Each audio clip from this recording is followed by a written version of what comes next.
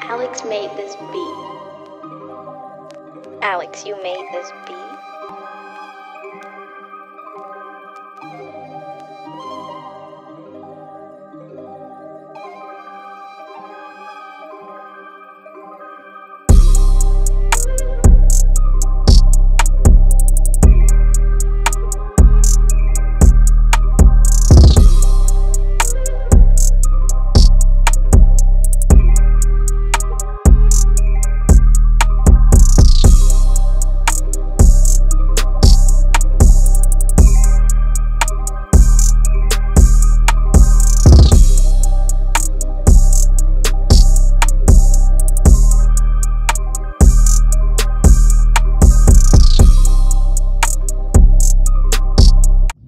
What's going on, YouTube? It's your boy LJ. We back with another video. If you haven't, please go ahead and subscribe to my page. Watch the video that me and Josh Durant dropped, and my mid-monthly delete, and my new video I just dropped.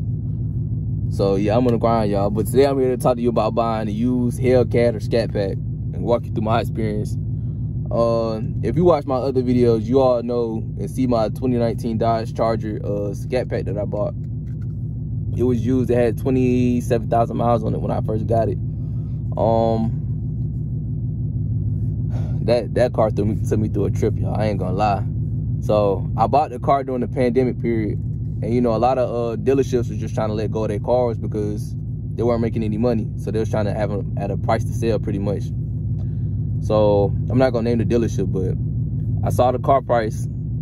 I was like, dang, this thing clean. I gotta get it. So I ended up going up there the very next day and talked to somebody. He was like, yeah, the car's not starting right now, so we can't really view it right now until they get fixed. Which I thought he was saying it just because he thought I couldn't buy the car, because some dealerships do that. Like, they won't even show you the car, let you test drive it if they don't feel like you can really buy the car, which made sense because they're high value cars. You know what I'm saying? It's a $40,000-$50,000 car, and they're widely stolen. So he just told me to come back the next day. So I came back the next day. The car finally started. Now I'll show y'all a video of how it was when I first saw it.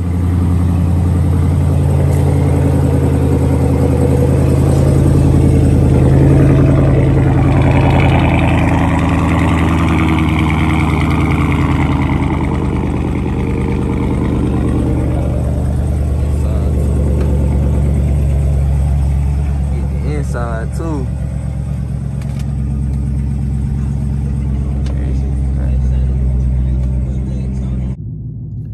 And so after viewing it, I was like, all right, I'm ready to buy it. So the very next day I came back up there.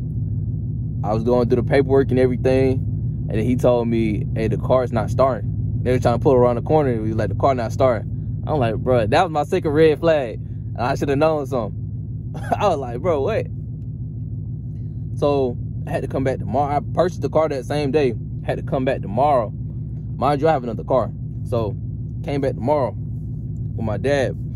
So I ended up getting the car and driving it off, you know what I'm saying, going home with it.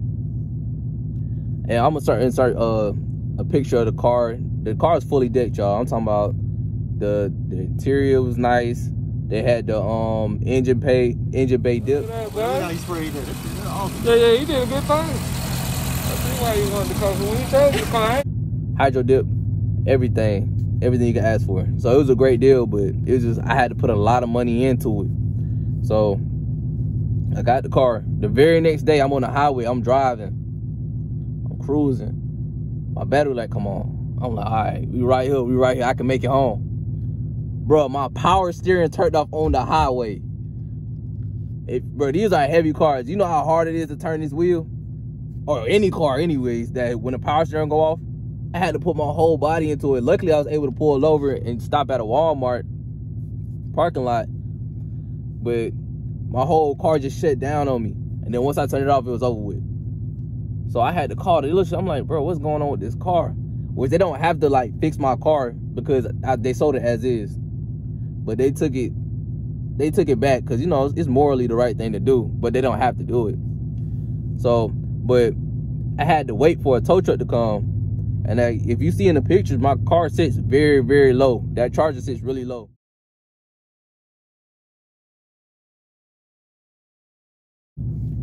So, and it has a splitter. So every tow truck that was coming to get it, was denying it because it had a low profile. I had to get a specialty tow truck, and the insurance kept sending out the wrong tow trucks every time. I had to sleep in the parking lot for a whole day because I didn't want to leave my car, you know what I'm saying, in the middle of nowhere overnight because it'll get stolen. I had to leave it all day. It didn't come. The specialty tow truck didn't come till the next morning.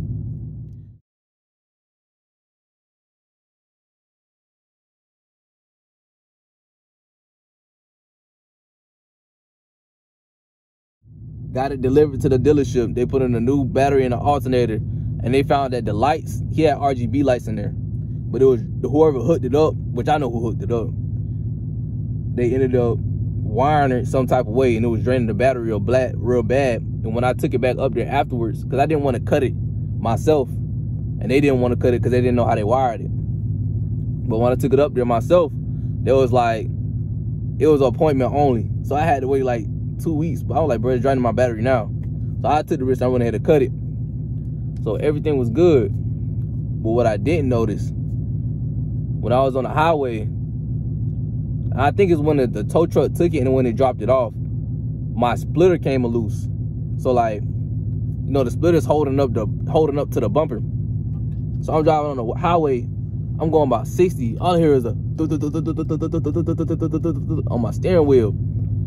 My dad like, what going on, bro? Like, this a brand new car. Mind you, we not thinking about the splitter, bro. So we like, bro, what's going on, bro? Like, my mind moving at 1,000 minutes per second. Bro, we pulled over, don't know what's going on. And then I ended up taking it to the shop. Taking the shop, putting new tires on it and everything, like thinking that was what the problem was. My dumb self, I know it's common sense to look at it, you'll be like, oh, it's a splitter. But I was like, bro, like, we couldn't figure it out. But I didn't even see the rod was broken off. I didn't see the rod was broken off until I took it to Dodge. So once I took it to Dodge to go look at it, I realized, hey, the splitter rod's off. It gotta be the splitter.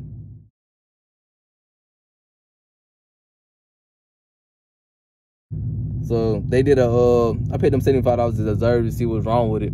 They said it was definitely the splitter, call it affiliation to the front bumper. So I ended up having to take the splitter off. But Dodge doesn't do that because Dodge doesn't mess with any aftermarket parts that you take. So I ended up having to I had to take it to another place to take the splitter off. So that happened. I had to pay $200 for that. I paid about $1,600 for some new tires and wheels.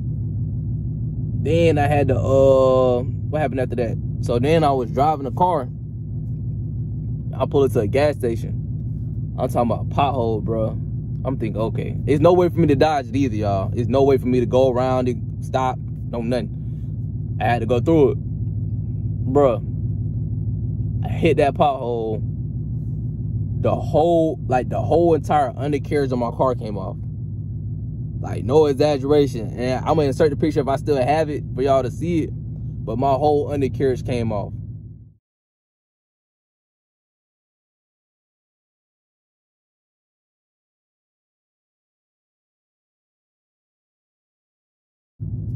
I had to go back to Dodge.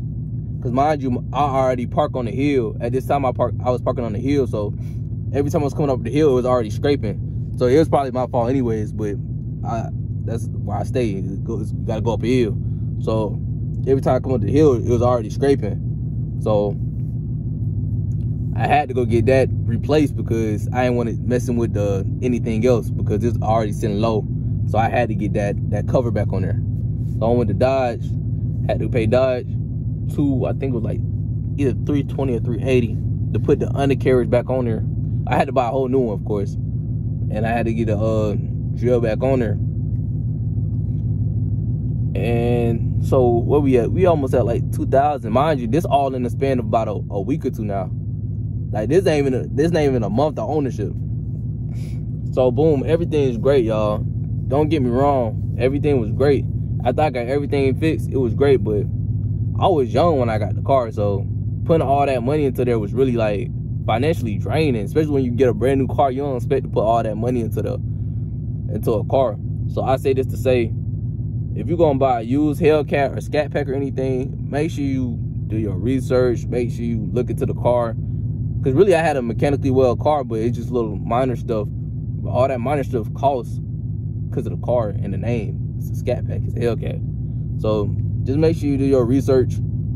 Take a mechanic with you if you can to look at the car, because the dealerships will sell you anything. So I pretty much say this to say, just be cognizant and look at the car before you know what I'm saying, actually do the research. Because I kind of just rushed into the whole process because I seen a great price and I jumped at it, which really spending $2,000 ain't bad, but I spent it all in that week span on top of putting money down on the car. And then, you know what I'm saying, it was just a lot to deal with at one moment, especially for me because I was 18. Like, it was a lot. So